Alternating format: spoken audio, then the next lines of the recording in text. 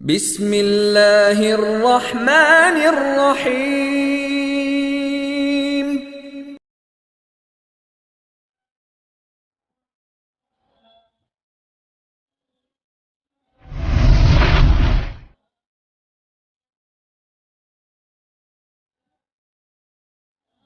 وَأَمَّا بِنِعْمَةِ رَبِّكَ فَحَدِّثْ۔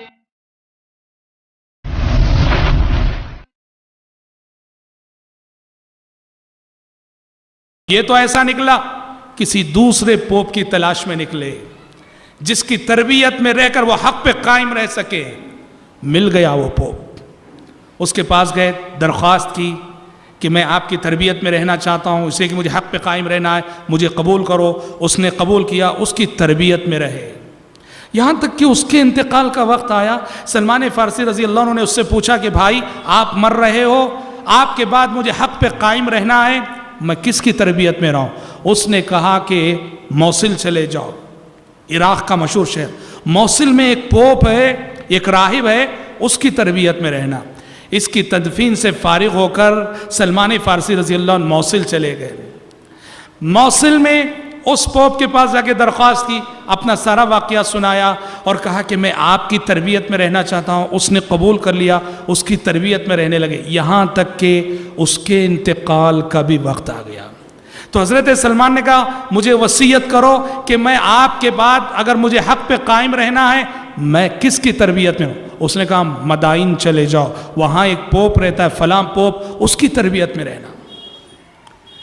اس طرح کتنے پوپ بدلے جانتے ہیں حضرت سلمان؟ 10 پوپ، 10 راہب۔ اور آپ کو معلوم ہونا چاہیے حضرت سلمان وہ صحابی ہیں جنہوں نے لمبی عمر پائی، لمبی عمر پائی، لمبی حیات پائی تھی انہوں نے۔ جو آخری اور 10واں پوپ تھا، 10واں راہب تھا، اس کے ساتھ ایک ماجرا ہوا۔ وہ مر رہا تھا، آخری سانسیں تھیں۔ حضرت سلمان نے اس سے پوچھا کہ دیکھو آپ تو دنیا سے جا رہے ہو، آپ کے بعد مجھے حق پہ قائم رہنا ہے تو بتاؤ میں کس پوپ کی تربیت میں رہوں؟ وہ اچھا انسان تھا۔ اس نے کہا کہ سلمان، میری نظروں میں اب کرسچنوں میں کوئی سچا انسان باقی نہ رہا۔ کرسچن علماء، کرسچنوں کے راہبوں، کرسچنوں کے جو پوپ ہیں، ان میں کوئی اچھا انسان باقی نہیں رہا۔ سلمان نے کہا اب مجھے حق پہ قائم رہنا ہے، میں کیا کروں؟ اس نے کہا کہ سلمان ایک بات میں تم سے کہتا ہوں، وہ یہ ہے کہ ہماری بائبل میں، ہماری انجیل میں جس آخری رسول فارقلیط کی بشارت سنائی گئی ہے، پیشن گوئی کی گئی ہے، سلمان وہ زمانہ آ چکا ہے، آ چکا ہے۔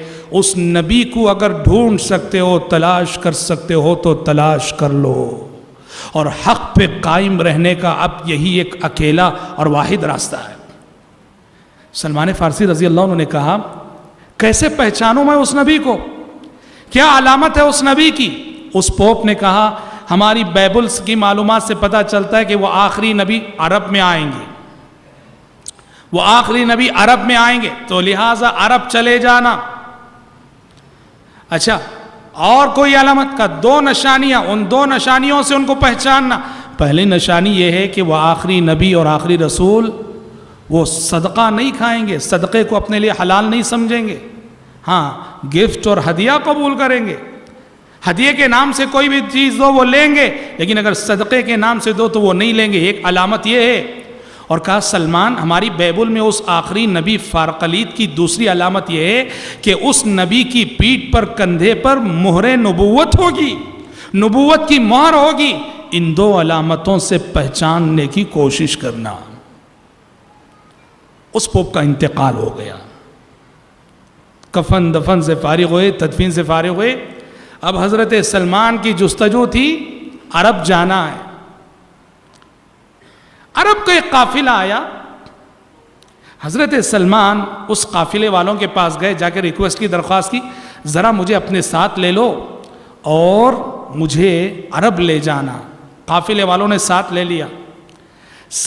لیا، مگر راستے میں حضرت سلمان کے ساتھ بہت بڑا دھوکہ کر دیا۔ کیا دھوکہ کر دیا؟ دھوکہ یہ کیا کہ حضرت سلمان کو دیکھا کہ اکیلے ہیں وہ، ایک مارکیٹ میں لے جا کر ایک غلام کی حیثیت سے بیچ ڈالا، ایک غلام کی حیثیت سے بیچ ڈالا۔ نکلے تھے کہاں؟ عرب جانے کے لیے، نبی کو ڈھونڈنے کے لیے۔ اتنا بڑا حادثہ ہو گیا کہ قافلے والوں نے غداری کر کے مارکیٹ میں غلام کی حیثیت سے بیچ ڈالا۔ مگر رب کی قدرت دیکھو کہ اس وقت مارکیٹ میں حضرت سلمان کو جس نے خریدا وہ مدینے کا رہنے والا ایک یہودی تھا۔ ہاں سبحان اللہ، کیسے پہنچ رہے ہیں دیکھو، حادثہ ہے، ان کے ساتھ دھوکہ ہو رہا ہے، غداری ہو رہی ہے، مگر یہی حادثہ انہیں منزل تک پہنچا رہا ہے۔ خرید رہا ہے کون؟ ایک یہودی خرید رہا ہے جو مدینے کا رہنے والا، جبکہ سلمان کو خبر نہیں کہ وہ آخری نبی اسی مدینے میں پہنچے ہوئے ہیں۔ اور اس وقت تک اللہ کے نبی کی بعثت ہو چکی تھی، آپ مکے سے ہجرت کر کے مدینہ آ چکے تھے صلوات اللہ وسلام علیہ۔ جب مدینہ پہنچے اپنے اس یہودی آقا کے ساتھ، بالکل انہی دنوں پیارے نبی ابھی مدینہ آئے ہوئے تھے، سارے مدینے میں یہ خبر گرم تھی کہ ایک نبی آئے، ایک پیغمبر آئے، ایک رسول آئے ہیں۔ حضرت سلمان خاموشی سے حالات کا جائزہ لیتے رہے۔ ایک دن اپنے یہودی آقا سے پوچھ بیٹھے، کہا کہ یہ جو رسول آئے ہیں، یہ جو نبی آئے ہیں، ان کے بارے میں آپ کا کیا خیال ہے؟ اس یہودی نے حضرت سلمان کو جواب دینے کے بجائے ایک تھپڑ مار دیا، کیونکہ یہودی پیارے نبی سے بہت جل رہے تھے۔ ان کو یہ تھا کہ آخری نبی ہمارے خاندان اور قبیلے سے آنے کے بجائے بنو ہاشم اور قریش میں سے آ گئے، بہت حسد کی آگ میں جل رہے تھے۔ تو جیسے ہی حضرت سلمان نے پوچھا تو تھپڑ مار دیا۔ حضرت سلمان سمجھ گئے کہ میرا آقا شاید میرے مقصد میں میری مدد کرنے والا نہیں ہے۔ ذرے دن بعد کیا کیے، وہ خود اللہ کے نبی کی خدمت میں پہنچے۔ ایک اجنبی شخص، پیارے نبی ان کو جانتے نہیں، ایک اجنبی کی حیثیت سے پہنچے، تھوڑا سا مال لے گئے اور مال لے جا کے کہا کہ لیجئے جناب، یہ میری جانب سے آپ کے لیے صدقہ ہے۔ وہ جو پوپ نے علامت بتائی تھی وہ آزما رہے ہیں، یہ میری جانب سے آپ کے لیے صدقہ ہے۔ جیسے انہوں نے صدقہ کہا، پیارے نبی نے کہا کہ دیکھو ہم صدقہ نہیں کھایا کرتے، فلاں غریب کو دے دو۔ ایک غریب صحابی کی جانب اشارہ کر کے کہا یہ صدقہ فلاں غریب کو دے دو۔ غریب کو دے دیا اور واپس آ گئے۔ چند دنوں بعد پھر سے دوبارہ تھوڑا سا مال لے گئے، لے جا کر کہا لیجئے جناب، یہ میری جانب سے آپ کے لیے ہدیہ ہے۔ اور جیسے ہی ہدیہ اور گفٹ کہا، پیارے نبی نے فوراً قبول کیا۔ اب ایک علامت تو پوری ہو گئی، ایک نشانی تو پوری ہو گئی۔ وہ جو پوپ بتایا تھا بائبل کے حوالے سے کہ جو فارقلیت آنے والا ہے وہ ہدیہ کھائے گا، صدقہ نہیں کھائے گا۔ اب دوسری علامت کیا؟ کہ اس آخری نبی کے کندھے پر مہر نبوت ہوگی، نبوت کی مہر ہوگی، اسٹامپ ہوگا نبوت کا۔ اب حضرت سلمان مجلس میں بیٹھے ہیں، بار بار اٹھ کر پیچھے جا رہے ہیں، پیارے نے پیچھے جا رہے ہیں، آ رہے ہیں، پیچھے جا رہے ہیں، آ رہے ہیں۔